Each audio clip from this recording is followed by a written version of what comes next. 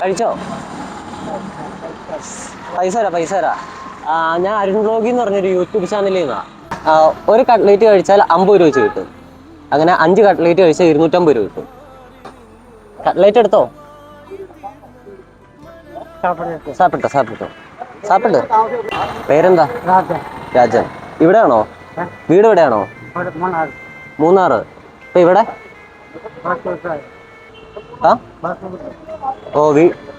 ഇവിടെ കിടക്കുന്നത് താമസം അവിടെ.